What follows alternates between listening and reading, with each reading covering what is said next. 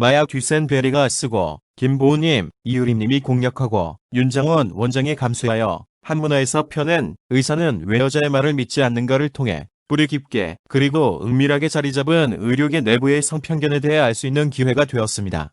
이 책의 추천사를 쓰고 감수를 맡은 윤장원 원장부터 본인이 의사였음에도 불구하고 여성이라는 이유로 진료를 받을 때 성편견을 겪었다고 하니 일반인은 말할 것도 없지요.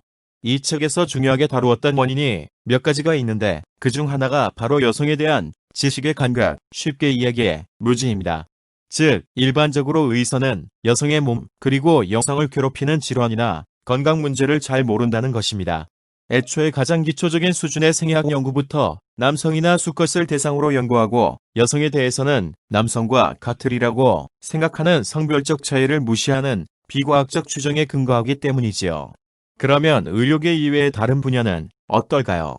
그 질문에 대한 답은 캐럴라인 크리아더 페레스가 쓰고 황간이 번역하여 웅징지 시카우스에서 펴낸 보이지 않는 여자들에서 찾을 수 있을 것 같습니다. 사실 원제의 책의 주제가 드러나 있습니다.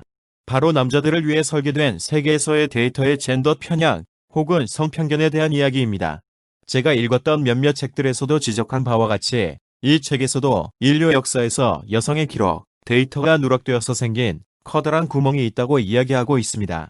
예를 들어 사냥꾼, 전사라고 하면 을의 남자를 떠올립니다. 이건 젠더 편향적인 교육에 의해 세뇌된 집단 무의식의 결과에 가깝습니다. 최근 인류학의 성과에 의하면 고인류에 있어 남자 사냥꾼 가설 등은 무너지고 있습니다. 그리고 여성 역시 동등한 혹은 우월한 경제 활동에서의 기여도를 가지고 있었으며 전투나 전쟁에서도 동등한 참여를 했다는 것이 점차 밝혀지고 있습니다. 얼마 전 남성 전사의 유골로 생각하다 DNA 검사에 의해 여성 전사의 유골임이 밝혀진 경우도 그 사례의 하나이겠지요. 결국 이러한 여성의 데이터가 누락되면서 여성의 역할이 기록 속에서 사라져버리고 남성이 인류의 전체를 대변하게 되는 결과를 낳게 됩니다.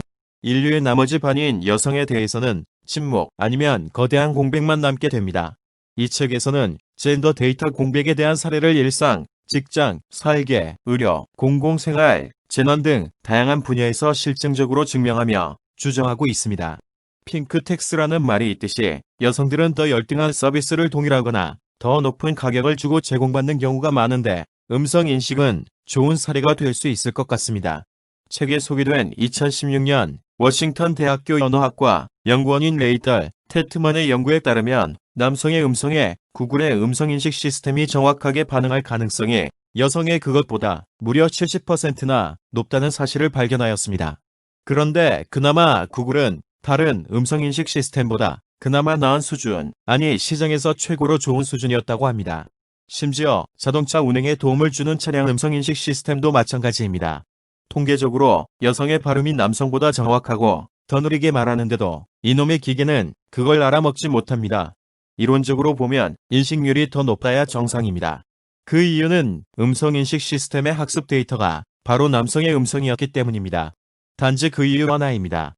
심지어 여성의 음성 데이터가 없는 것도 아닌데도 관행적이고 무의식적으로 젠더 데이터 공백을 유발시킨 것이지요. 음성인식 시스템만 그런 젠더 데이터 공백이 일어날까요? 아닙니다. 책에 따르면 번역, 이력서 스캔, 인터넷 검색 등을 훈련시키는 대부분의 사례에서 일어난다고 합니다. 지금도 이러한 편향된 데이터가 지속적으로 축적되고 있습니다. 특히 최근 기기학습에 의해 발전하고 있는 AI에 있어 블랙박스 문제와 이젠더, 데이터 편향 혹은 공백이 맞물리게 된다면 앞으로 도래할 세상의 AI는 남성만을 인식하고 여성을 지워버릴지 모릅니다. 덧붙이는 말, AI 블랙박스 문제란 AI의 판단을 인간이 검증할 수 없고 작동 방식을 이해할 수 없는 문제, 즉 AI의 판단에 왜에 대한 대답이 작동하지 않는 문제를 의미합니다. 이상 책값튜브였습니다. 만족하셨다면 좋아요, 구독, 알림 설정 부탁드립니다. 들어주셔서 감사합니다.